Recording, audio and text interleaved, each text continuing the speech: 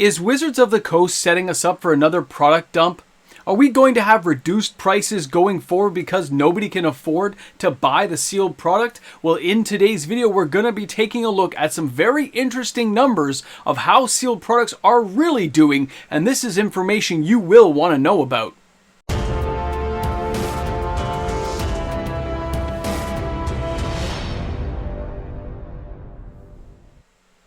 Knowledge is power. It's one of the reasons I love MTG Finance because it's all in the details. Welcome back, everyone. MTG Moxman here. Thanks again for hanging out with me on my channel today. And guys, I got to give you that reminder. If you're new to the channel, if you want to see more of the Moxman, if you want to see more of this, all you need to do is like and subscribe to the channel. Turn on your notification bell. New content every single day. So we are talking today about the chances of a product dump. The idea that Wizards of the Coast will discount products, and in particular, collector boxes. Although I may still reference other boxes, the information and data I've collected for today's video is mainly going to be focused on the collector boxes, as it is a premium priced product, the highest regular price product that Wizards of the Coast puts out each and every time they do one of our standard expansion sets. You get a chance at a collector box. And they charge a lot of money for these. For those 12 shiny booster packs, they're expecting you to pay a premium. So what are we talking about then? Why are players buying them or not buying them? And what's happening in this market space? The first thing I want to share with you guys is going to be this little ditty. Okay, take a look at this first screenshot. This is a local store, 401 Games. And you can see these boxes were $329.95 Canadian. These prices are in Canadian for this little bit of the video. If you're in the US, just knock off 30-40% and then another 20% for the import fees roughly, and you'll get your US price of around $165 to $170 at the high end, I think. But anyway, $249. They've knocked off like $70, okay? It looks like a huge discount for somebody here in Canada. Now, they have other boxes that are cheaper, but this is a new product, right? This has just come out. And with the Outlaws of Thunder Junction coming, and the sales of these products, players need to have some more information, some more data. Now, if you took a look on something like Amazon.com and you look at that same collector box, there they have it for $208, but if you look below, it says more buying choices from $167. Now, let's talk about that for a second. When you look at those two price points, the Canadian versus the US, and one from Amazon, one from a local shop, I know there are repack people on Amazon. I know packs get hacked all the time. You guys send me the shots and screenshots. A lot of other YouTube content creators do cover that information. And in this case, I know that's going to happen, but let's just assume you can get it for somewhere around that price point. Does that mean these products are going to sell? What is the desirability of those products going? Are people actually buying them, or are they just sitting at the LGS shelf? Are they just sitting on an Amazon warehouse site, or are they sitting at distribution? Well, we know that a lot of these products are actually not selling. It doesn't mean they're not selling at all, but they're not selling the way people think they are. When you take a look at this screenshot right here, and you see, let's say, the Outlaws of Thunder Junction, you can see collector boxes there, $227. Okay, you can see it'll give you like the whole thing, 900 were sold. Okay, 900. Now, if we drop back for a second though, and we take a look at Karlov, it'll say 200 bought in a month, right? So that's roughly that whole month disparity. Here's the thing though.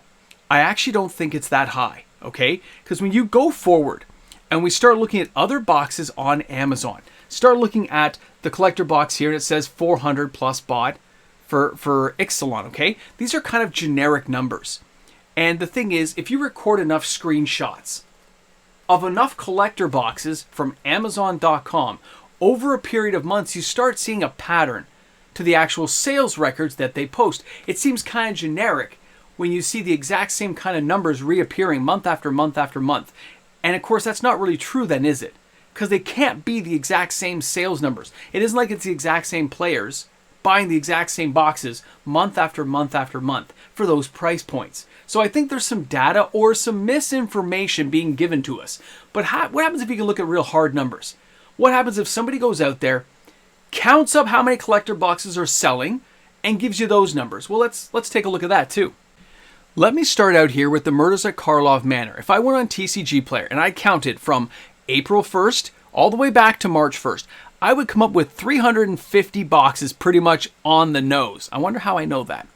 And then if we go and we took a look at the Outlaws of Thunder Junction, hey, it hasn't been released yet. And right now I know they have a discount deal of $199 a box. And of course you use my TCG Player affiliate link if you're going to buy these boxes for $199 because it's a real great thing for the channel. And they sold 438 boxes in the same 1 month period at the time of me filming this. Okay, so there's your two boxes, okay? They're not that far off. What?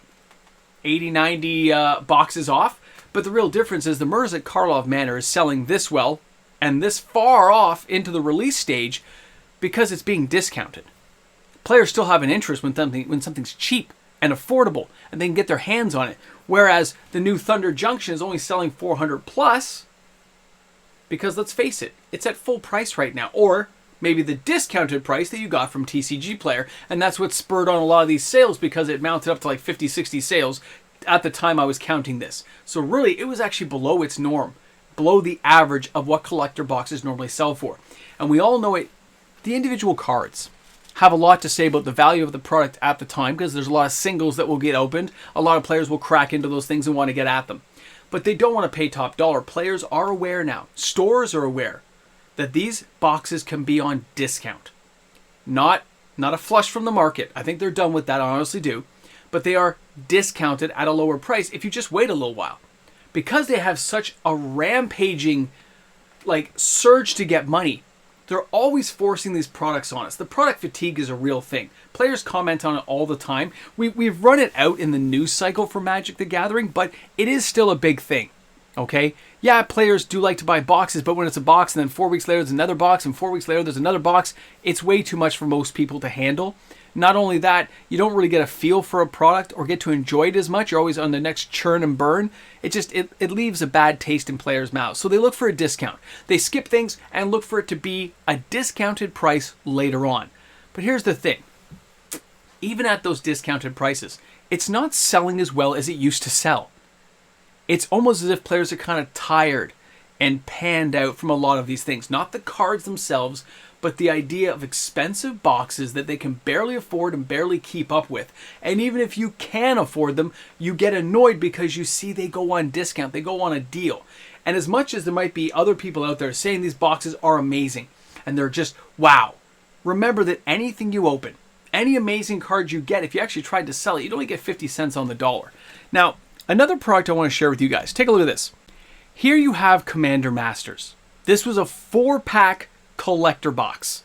These things, it's only 60 cards, guys, and they charged a lot of money. And this is why the product didn't do well. They couldn't pack enough value in to justify these box prices. And there have been content creators and players out there who say these things are recovering, that they are going up in price. But the sell-through rate is next to zero. So if these are recovering so well, why are they not selling? Why are players not buying these types of products? When you hear about people buying things or taking a look, go look for yourself. Ask the question with a grain of salt saying how much is actually moving. Because if I look at a local store, again, 401 Games, and I see they have collector boxes for $2.99. Okay, they have had them on sale before, by the way. This is not a sale price right now. They'll say it's on sale, but it's just kind of an in-stock thing. They're not moving. Nothing is selling when it's at a certain level and after it gets tired. When a product is tired and gets run down because the money moved on, players lost interest and went to the next big thing, right? The continuous hype train cycle has the attention span of players being very short. So this all leads in the same direction. That places like Amazon will discount.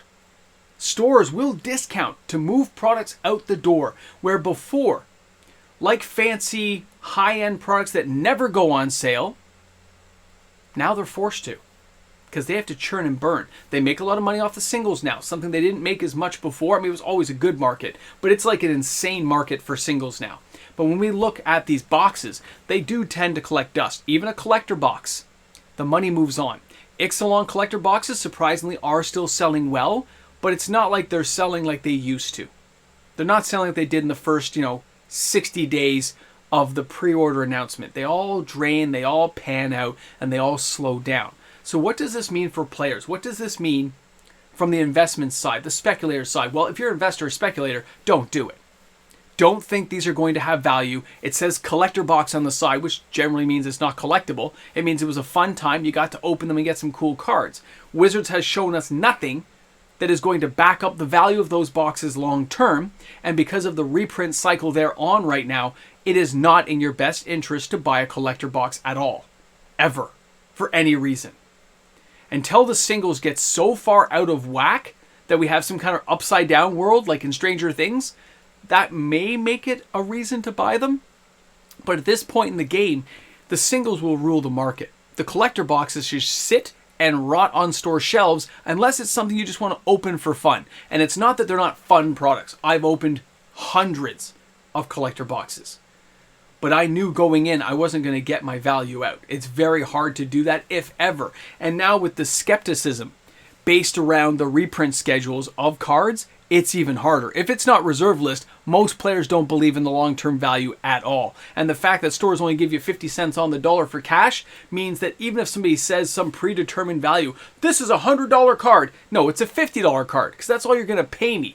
You may charge me $100, but you're only paying me $50 for it if you had to get cash today. It's a very strange thing to think about.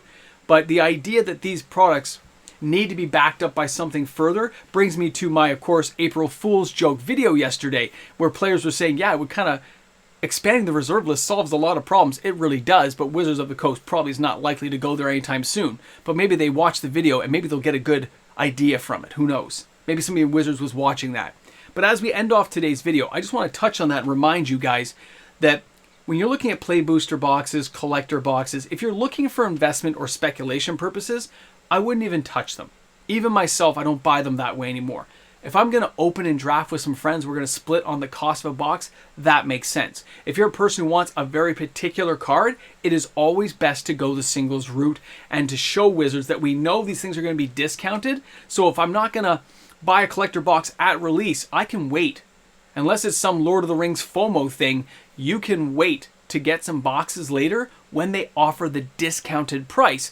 And of course the discounted price does vary because Ixalan really hasn't gone on sale per se, but who knows what the next 120 to 220 days does. Who knows what next year at Christmas in 2024 will do to these boxes. If they're sitting on a store shelf long enough, they need to move the product and they will lower the prices to get it there. Guys, thank you again for hanging out with me on the channel today.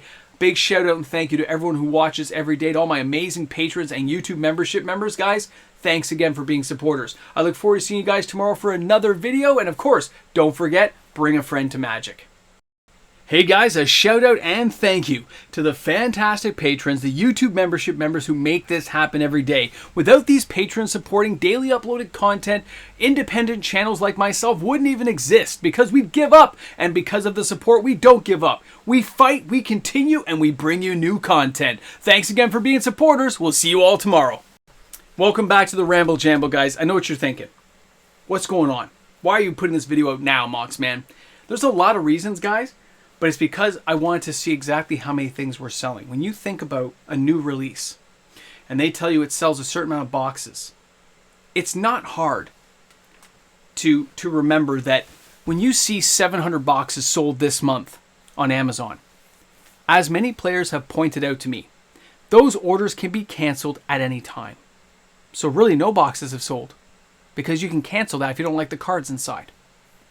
When you look at TCG Player, there's sales. You look at eBay, there's sales. You look at Card Kingdom, Card Castle, Snowballs, you look at certain sites, you'll get the data to tell you how many hard ones sold. When I go to LGS, I can find out exactly what sold based on what they ordered and how much they have left. I can get good information. I can get good data, compile this stuff together, and I can tell you they're not selling nearly as well as people would like you to believe. It's not a dead end, but it is definitely a higher echelon, a higher price product for a different type of consumer. And yes, many of you guys are going to tell me, hey, I bought a box. Yes, you did. But considering they make hundreds of thousands of these boxes, it really kind of shows that if they only move 400 boxes a month, which is 5,000 or 6,000 a year at best, it's not a lot, is it? Times that by 10. For all the other LGSs out there. Let's say they all sell 500-600 boxes. You're only at about like 100,000. It's interesting, right? Where'd the rest go? Well, they end up at distribution. They end up on store shelves not selling. They get restocks and they get discounted and get kind of purged out of the system. It just shows you that what Wizards is doing, yes, they make tons of money, by the way. Tons of money because it's paper. It's pretty easy to print this stuff out. It's almost like a license to print money. But they've done nothing to assure the value. And when they do stuff like this, it puts a lack of confidence that starts as a dull roar, but with each succession of reprints, each successive reprint, that's right, successive reprint, every time they reprint stuff up and the value goes down, and power creep makes other cards obsolete, this cycle eventually has to have a wall. And that wall may hit people entirely differently. It may hit you first, it may hit you second, it could hit you 5 years from now. But everyone hits that wall where they say, what am I doing? I can just get the singles. I can come out ahead. I can wait for a discount and save myself 80, 90 bucks. Crazy, right? But that's where it ends up. And so you have to put this information out for players so they can make the informed choice. And yes, take even my information with a grain of salt, but hopefully you at least try it. Think about it. And hopefully come up with some kind of answer that you can rationalize with yourself why you do or don't do something. Because just following along is never the right option. You got to keep everything going. You have to keep your mind active looking for the information. Because if you just believe someone flat out, I think there's a problem with that too. Because that means you could just believe these boxes have value. You could believe by buying 50 boxes, you'll make a killing later on when you're not going to. It's going to sit on a shelf. I have proof in the backdrop. I've got years of data that shows that these special modern, they don't sell. They do not sell after a certain point. They sit there as museum quality pieces doing nothing but looking pretty. Because they get outmoded, outdated, and power creep takes out the value. Either way, it's something to think about. Hope you guys think about this. Thanks again for stopping by the Ramble Jamble. I have a whole thing of coffee because I forgot it today. It was a rough day for the Mox Man. But you know what? I hope you guys enjoyed the April Fool's joke yesterday. Thanks again for stopping by the channel. Don't forget, turn your Necronomicon to page 702. In case you didn't know, that's what happens when you buy things you shouldn't buy and there's no value and no cost of return, except for maybe a little bit of fun. Have a great day, guys. We'll see you tomorrow.